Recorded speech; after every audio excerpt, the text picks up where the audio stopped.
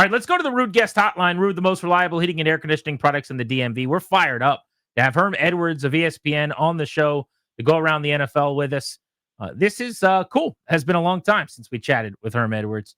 Coach, thanks for a few minutes. You're on in D.C. with Grant and Danny here on The Fan. How are you? I'm well. I know DC's not well after, obviously, the Jayden injury. That doesn't help. But hey, this is part of the deal. People get injured. You hate for your quarterback to get injured, but that's part of it, and you got to try to continue to win games. So I want to talk to you about this year with Jaden with the team, but let's go back because you were at Arizona State when you guys recruited him. You coached him there. Mm-hmm. Yeah. Did you know right away this was an NFL quarterback? I mean, when he started there, he was so small. Like, what was your mindset at that time? He hadn't gotten a whole lot bigger either, though. He might have added 15 pounds.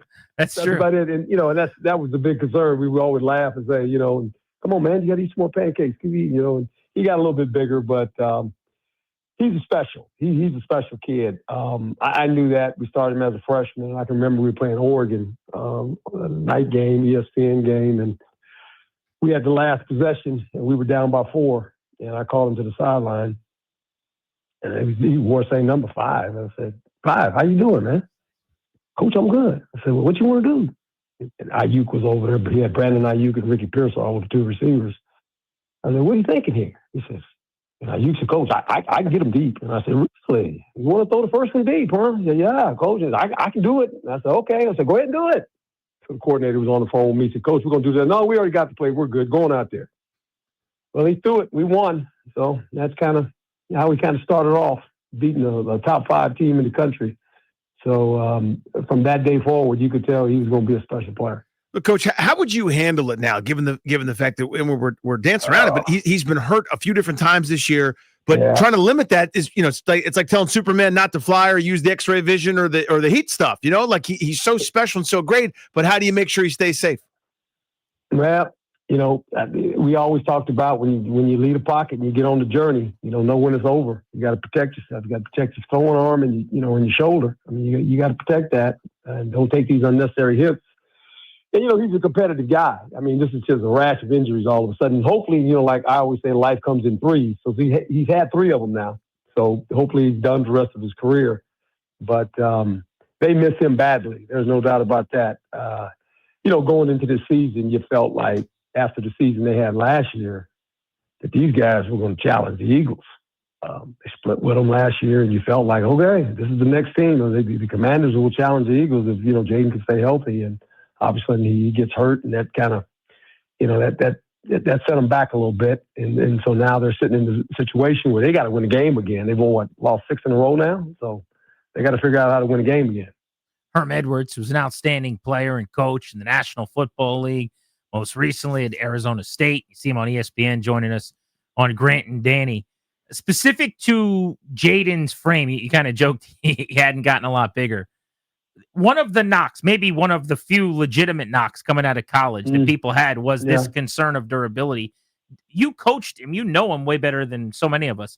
I mean, did you feel like that was a thing? Do you still feel like moving forward that's a concern, or is this a fluky thing? No. It wasn't a concern for me. He never missed a game. Never missed a practice.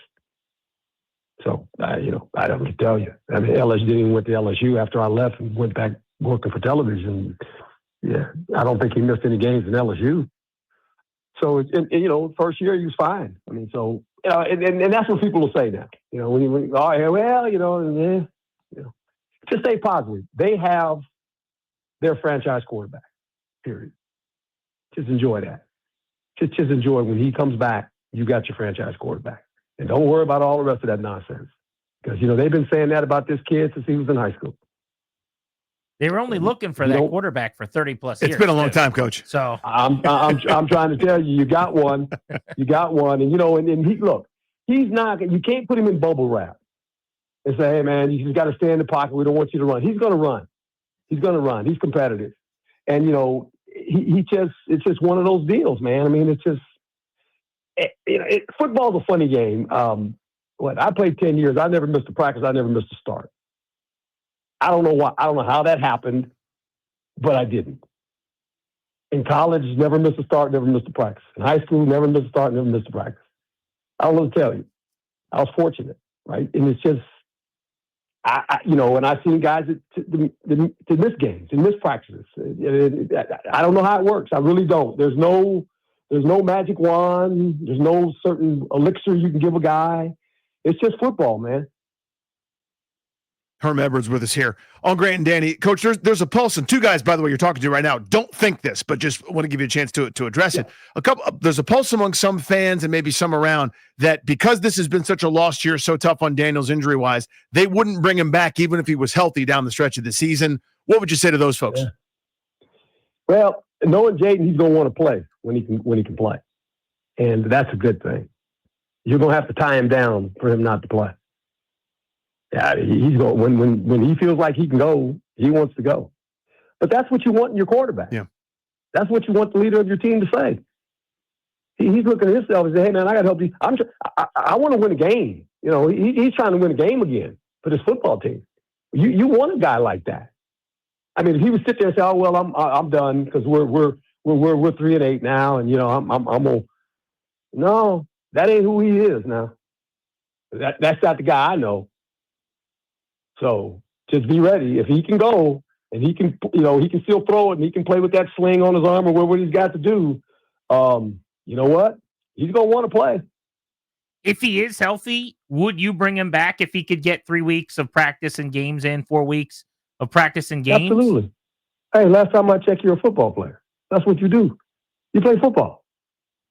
Football players play football, guys. I'm going to write that down, Coach. 1 second. Players play football. That's what they do, okay? And you have this window of when you get to play. And there ain't like on the off season he can play. No, he can't play. The season's now. He got to play now. Are you kidding me? That's what they do. Football players play football. They don't do anything else. That's their job. He's not going to say, "Hey, man, he don't care. He wants to play. He wants to compete." Coach, you had such a great coaching career, just going, in the NFL, college, et cetera. Some really good teams and some teams that, came in second a few games here and there. But in the locker room like this right now with a veteran group that it just has not gone according to plan, how would you treat everybody kind of down the stretch? I know you just said football players play football, but how do you do that? Like, how do you motivate guys and how do you try to get the best out of them when the season is pretty much lost? Well, look. I can remember when I was with the Jets, our first year, we get in the playoffs. Second year, we're sitting at 2-5. We're 2-5. We're sitting at 2-5. And everybody's thinking, well, hey, is this team going to quit? And that's when I said what I said. And it's been haunting me ever since about playing to do something. I don't remember that. What was it? Can you remind us? I don't remember. No, I said it one time. I never repeated it. We were joking earlier. I said, I'm not going to bring it up because what a career you've had. And it's almost like you're known for one sentence.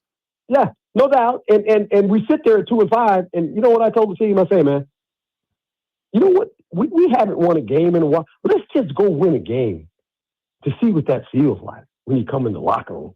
The joy of winning a game. People don't realize that is the ultimate in football. When you walk in that locker room, you've won a game. It doesn't matter how many you've lost. Just go win a game again and see what that feels like. And that's what I told the players. Hey, man, let's just go have fun. And all of a sudden, we won one, and then we won another one. And then we won another one. And here's the crazy part. At the end of it all, we won the division. But all I wanted was, I just kept trying to tell them, and I told our coaches, we need the feeling of winning a game again, guys. You don't know how it will help this football team. It'll help everybody. Just the feeling of the joy of winning a game. And when you go on a losing streak, it hits you how hard winning is and the joy of winning. You want that feeling. And that's what those guys in that locker room are thinking right now. Hey, man, let's just go win a game, man. Just don't listen to everybody outside. Don't worry about our record. Let's just go win a game. So when we come in this locker room, we can smile and we can holler and we can go, man, it feels good to win a football game. Because they've lost 6 straight in a bye week. I mean, they're going to be creeping up on when they play again. It's going to be 8 weeks since they've won. That's just got to be in a building. Such a grind. When you're logging those hours, it's got to be an eternity. Well, and it is because you think about it, guys. You got 17 games, or and you get in the playoffs, okay, whatever, and then you got the whole off season, and you've trained to go play football, and so when the season's over with, it's like, man, how long you got to wait again before you can play a football game. That's why, hey, man, all those games. I tell people all the time, just go win a game, man, and you'd be surprised how better you feel, how everybody feels. Coach, this is obviously not the same as the NFL. I never played anything close to that, but I was on an American Legion baseball team forever ago where we couldn't get out of our own way. It was Bad News Bears type stuff. And the coach, because it wasn't as meaningful, it was summer ball, whatever. He let guys pick a lineup out of the hat and would let a player pick and who's pitching today. You decide and all that kind of stuff, just to try to shake out of the doldrums. And I saw this group here talking about Washington. They're in Madrid. All the videos we saw, these guys are hanging out, joking around, having fun. And I know a lot of fans, it rubs them the wrong way because of all the losing. But is that something that you try to do as well? Just to say, let's get out of our heads a little bit. Let's bond a little bit. Let's have some fun and remember that this is a game and all we got to do is win one, kind of to your point. Absolutely. And then, you when you get into that rut of losing, the first thing you think of as a coach, what can I do different? Just to do something different. And I did. There were certain things all of a sudden I did in practice. Hey, I'm gonna put the ball over here. We're gonna compete now. 1 against 1. I'm gonna put the ball on the plus 10-yard line. Can we score a touchdown? You got one play. Really, coach. Yeah, right now, let's go. And then you do something else. I mean, so you just got because you get into this routine all of a sudden in practice, because practices are by periods, and you get it, and players are like, okay, I'm going to this, I'm going to that, and so sometimes you just got to change it up. And say, we're going to do this today, guys. And they look at you like, what? Yeah, we're going to do that today. Coach, I say, oh, yeah, this is what we're going to do. You just do stuff. So they don't get into this rut of, we do this every day, and then at the end of the day, we lost another game. Let's just change this up. Sometimes you got to think outside the box. Herm Edwards on Grant and Danny, talking ball with us here on The Fan.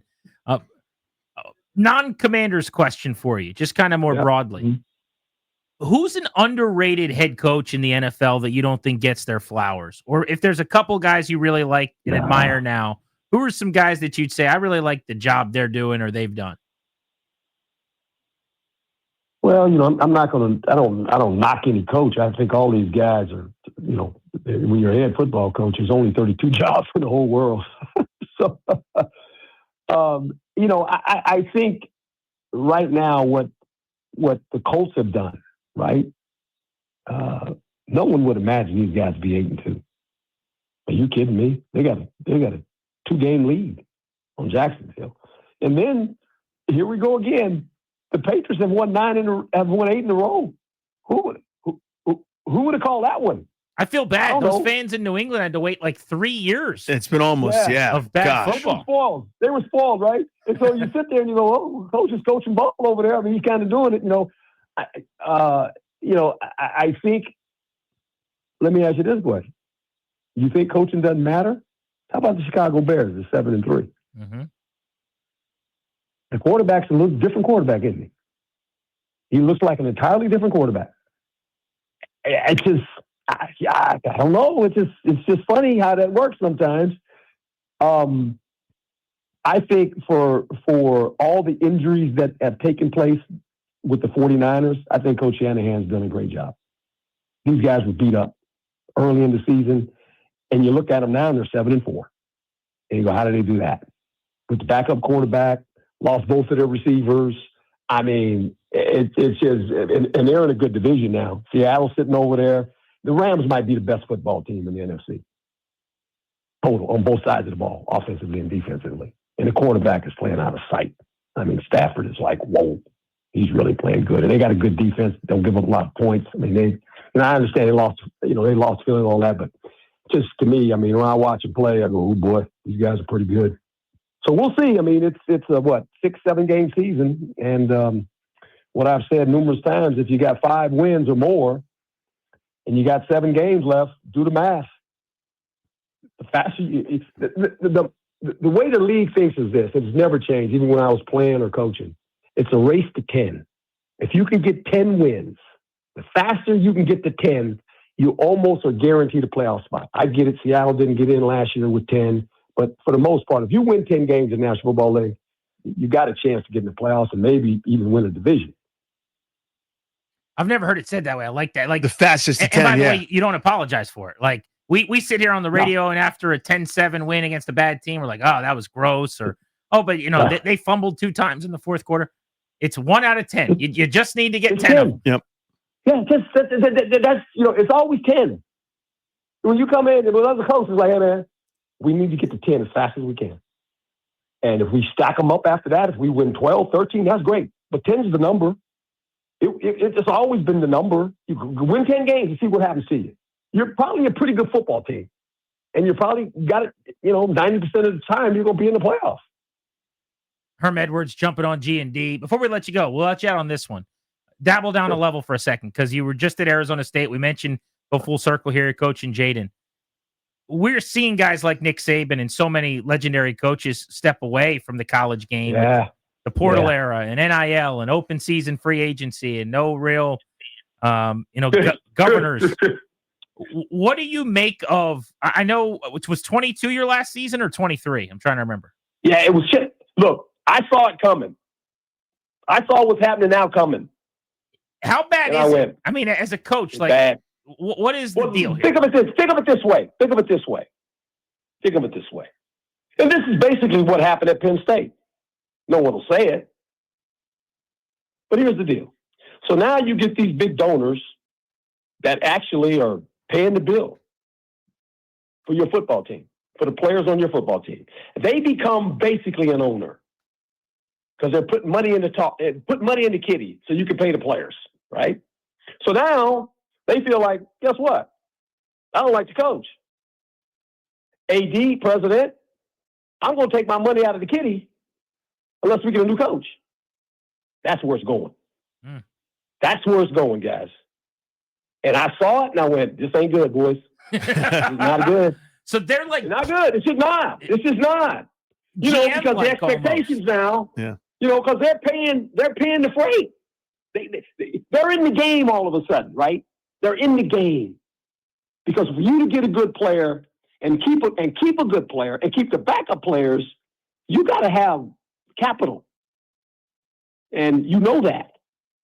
And now some of these guys are like, okay, well, I'm giving money. Well, I got to save too. Right? Just saying, not just. Yeah, it's very easy to just withdraw the check or whatever. Coach, this is a real treat. Really appreciate you joining us, man. Thanks so much for the time this afternoon. My pleasure, man. Thank you. Be well. There's Herm Edwards, long time, excellent coach in the National Football League. Played before that as well. Has had an amazing career in football. Football players play football. We got one. I got a 1-sentence summary of just the philosophy on life with Herm Edwards. I got one.